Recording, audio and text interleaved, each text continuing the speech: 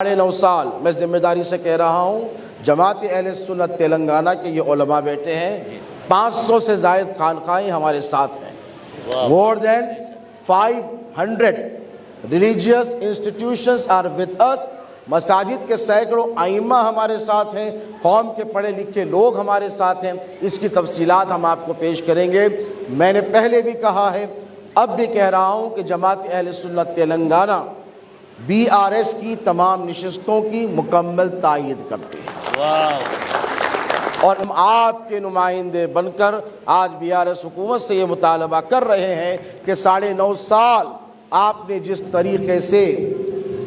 तरीके से स्टेट को हर मामले में नंबर 1 बनाया है, टेमरिस एक मिसाल है, आपका इरिगेशन सिस्टम इन इटसेल्फ एक मिसाल है, और आपकी आसरा पेंशन ये खुद एक मिसाल है, मेडिकल सर्विसेज ये खुद एक मिसाल है।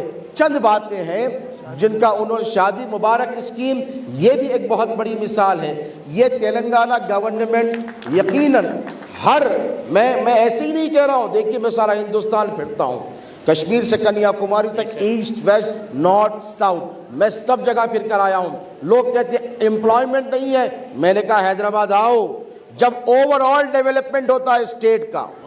साहब गौर से सुने, आप पढ़े लिखे आदमी हैं, he is a philosopher in doctorate, और वो भी लॉ के ग्रेजुएट हैं आप, माशाल्लाह। आप खुश नसीब है कि पढ़ा लिखा आदमी है आपके पास, कोई ठंडा बेचने वाला, चाय बनाने वाला नहीं है, एक पढ़ा लिखा डॉक्टर बैठा हुआ है यहाँ पर।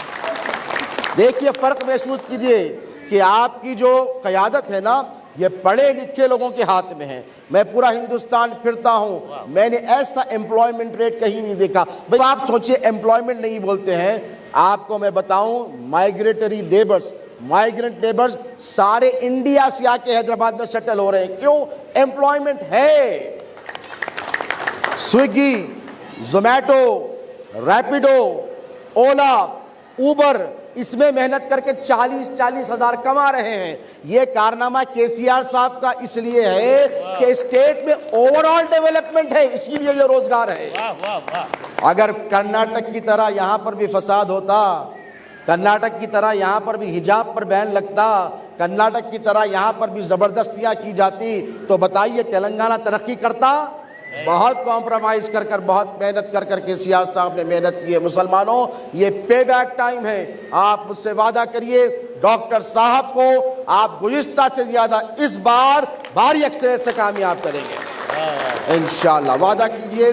और बहुत सारी बातें हैं इंशाअल्लाह, इंतखाबात के होने के बाद मैं खुद जिम्मेदारी लेता हूँ, अल्लाह ने चाहा तो ज़रूर बज़रूर हालात बदलेंगे।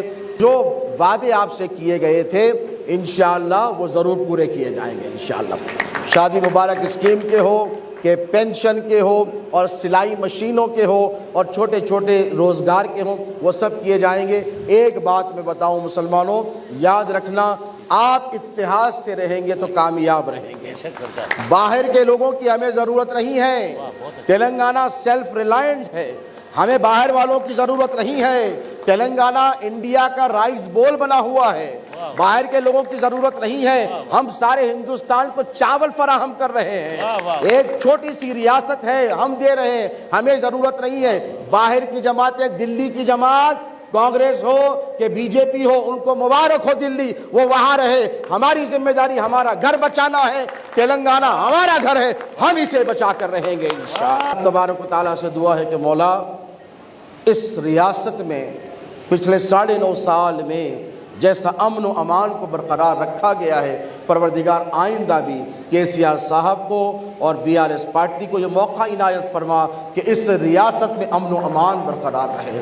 अल्लाह रब तबारक व तआला से दुआ है कि मौला मुसलमानों की, रियासत तेलंगाना में रहने वालों की जान माल इज़्ज़त और आबरू की हिफाजत फरमा, हमारे मफादात में हमें कामयाबी अता फरमा। यहाँ जितने लोग आए हैं एक मकसद के तहत आए हैं, परवरदिगार ये चाहते हैं कि इनको अच्छा मुस्तक़बिल मिले। ए अल्लाह, हम तेरे नबी का वास्ता